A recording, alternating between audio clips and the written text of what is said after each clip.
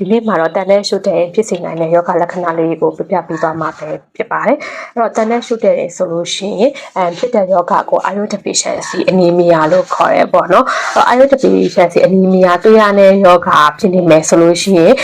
ဖြစ်ပေါ်လာနိုင်တဲ့ယောဂလက္ခဏာတွေကတော့ပေါ့နော်ဒီပထမတစ်ချက်အနေနဲ့ဆိုလို့ရှိရင်เนาะနှုံးနေမယ်ပေါ့เนาะအဲ့တော့နာနေရဲနဲ့ကိုနှုံးနေမယ်နောက်ပြီးတဲ့အခါမှာဆိုလို့ရှိရင်เนาะနည်းနည်းလေးလှုပ်ရှားလှုပ်လိုက်တာနဲ့မောလာမယ်ရင်နေတုံနေမယ်မိမိနှလုံးခုန်တန်းကိုမိမိခံစားနေရမယ်ပေါ့နော်တုတ်ဆိုပြီးရင်ခုန်နေမယ်ရင်နေတုံနေမယ်နောက်ပြီးတဲ့အခါမှာဆိုလို့ရှိရင်เนาะမျက်လုံး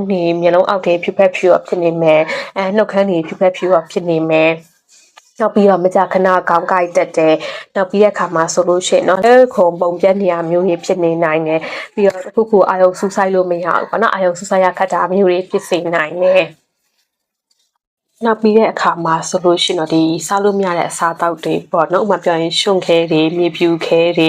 စပင်းတွေကိုစားကျင်တဲ့စိတ်တွေဖြစ်လာမယ်ပေါ့နော်အဲ့ဒါကိုတော့စိတ်ပညာအရာပိုက်ကလို့ခေါ်တာပဲဖြစ်ပါတယ်နောက်ပြီးတဲ့အခါမှာဆိုရင်တော့စပင်းကျွတ်မယ်ပေါ့နော်